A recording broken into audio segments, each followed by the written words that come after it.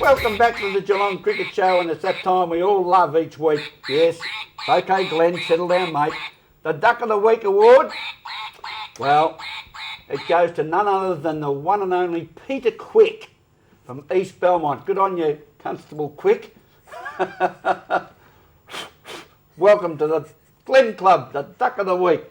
Bet you enjoyed that long walk back to the pavilion too, Quickie. The Geelong Cricket Association, their semi-finals were conducted last weekend. Now it's down to the qualifying finals. East Belmont take on Geelong West at Burdoo Reserve, out there at the Stuart Boyd Oval at Grovedale, and Lara take on St Joseph's at Winters Reserve. Darren Hauenstein, your views first of all, East Belmont and Geelong West, particularly East Belmont after their good win. Geelong West, the reigning premiers, highest placed losers even though they were defeated by Lara. I managed to get a look at the bit of the game there last week with East Belmont, and although you've had a bit of a dig there at Quickie with his batting, his bowling was unbelievable there for East Belmont, where he's taken 4 for 20 off his 19 overs. You know, someone his sort of age should be starting to think about playing, seconds or thirds, but he still continues on and is just a fine athlete for his sort of age. So. As I suppose for West, they're the lucky losers this time, thanks to St Joey's winning against Grovedale. So it was a great effort for those guys to get through. But saying that, with I suppose Geelong West, they had their chance last week to win the game, but now they're still one win away from a grand final. So I wouldn't be surprised if those guys can get everything together and pull it off today. So you're seeing the Rams rally against East Belmont? Yeah, definitely. I think last week probably would have, sent a bit of a scare through the Geelong West guys.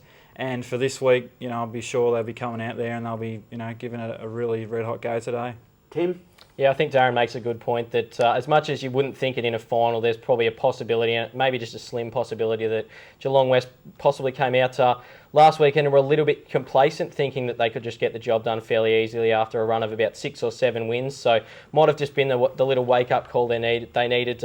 Crucial battle is probably going to be between a guy like Peter Quick, Sean Bogan, who's been in fantastic touch in the second half of the season with the ball for East Belmont. If those two get probably Glenn Tallarico and Sam Loftus, and those real keys with the bat for Geelong West, and can dismiss them for around about 150 or just under like last weekend, which put Geelong West bowlers under a lot of pressure, then it might lead East Belmont on to victory. But I'm still swinging, even though they lost, in the way of Geelong West in that one.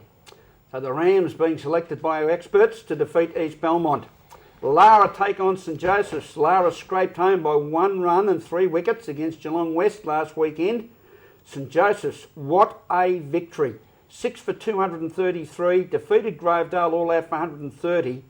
And without question, in my mind, probably the highlight of the season was David Morgan's effort of 129 not out of 233 runs scored and only 6 wickets down.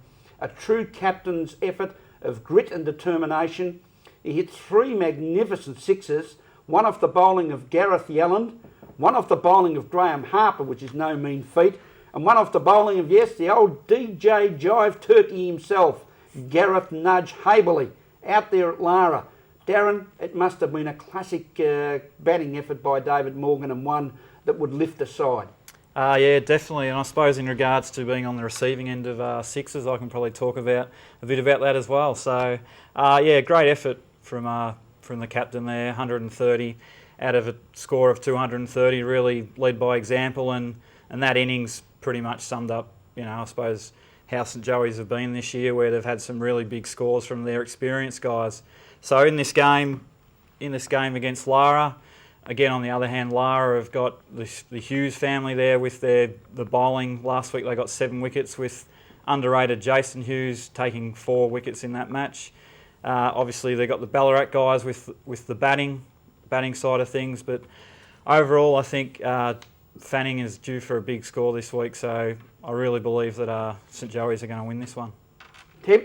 Yeah, I think, Graham, I'll have to stick with the side in form, and St Joseph's were very good last week. Obviously, David's innings was certainly one to watch and one to remember as well, and I think a side in form you really can't tip against St Joseph's, and they'll end up playing Geelong West in next week's grand final, which should also be one to remember. We look forward to Division 1 grand semi-finals this afternoon, and of course, as I said, East Belmont and Geelong West at Grovedale. Lara and St Joseph's out at the Winter Resort, at Winter Reserve out there in Kidman Avenue in East Belmont. Division 2 and Thompson continue on their charge towards a grand final victory as they take on St Peter's down at the Stinton Oval at the Queen's Park Complex, and Guild St Mary's take on Alexander Thompson out at Grinter Reserve in Coppards Road at Newcombe. First of all, gentlemen, I'll throw to Darren Hauenstein first. Thompson and St Peter's. Can St Peter's really rattle Thompson's cage, or will Adrian Sottle and Makia and the boys come home victors? I suppose in this game, St Peter's have come through as the lucky loser, but in this case, I don't really see they've been lucky. They've dealt a blow playing against Thompson, who last week just demolished Torquay. You got Casey Lang bowling, fairly sharp, 6 wickets last week. You got Benny Smiljanic, who's just ready to explode. Coming up against the St Peter's side, where their batting has been brittle in cases throughout the season. Obviously, David Boyd is a big key. I suppose the big question mark is over Stephen Illingworth, who for the season's averaged 21. I think he really needs to lift in this game for his team to have any chance. Tim Mitchell? It's amazing, Rollo, with the way that things have panned out in all 3 divisions in the GCA, second losing last week, which was the case also in Division 2, which means St Peter's have put themselves under a lot of pressure, and I think it's going to take a massive slip up from Thompson, who have redemption on their minds too after going down to North Shore in the grand final last year, and I can't see Adrian and the Tigers boys letting this opportunity slip, and I think they'll progress through and comfortably as well with the way that St Peter's played to the grand final. And the Guild Saints take on AT at Grinter's Reserve. Alexander Thompson. Guild Saints will be very, very formidable in their opportunities. Yeah, they'll be licking their lips, I think, Guild St Mary's, because they would have probably thought they'd be coming up against a St Peter's or one of the sides that they possibly personally rate a little bit higher. I think there is some quality in that Alexander Thompson side, so I wouldn't underestimate them. But I think Guild St Mary's, I said last week, they were my premiership smoky, and I think they'll probably get a shot in the end at that title, taking on Thompson next week, because they'll defeat Alexander Thompson over this weekend's cricketing action, and we'll see the Saints going up against the Tigers next weekend. And in Division 3, St Albans Breakwater, runaway leaders throughout the year, yet to be beaten, take on Teesdale out at Mottawarri, and Corio Bay Cricket and Sports Club against Mottawarri at Lethbridge in Division 3. We wish all sides in the semi-finals the very best of luck. Before we go, Darren, just a quick mention. I understand that the responsible people are coming down to Geelong this week, having a look at Geelong and the prospect of the Australian Country Cricket Championships in 2012. Yes, that's happening this week, where they're coming down to look at the facilities we've got in Geelong, and I'm sure once they have a look at a couple of the grounds that there'll be no question where the Australian Country Championships will be in 2012. So it should be good for Geelong Cricket. Great for Geelong Cricket. You have a great afternoon at Geelong Cricket. Thanks to Darren Hauenstein, Tim Mitchell, Rawlins saying until next week, catch ya.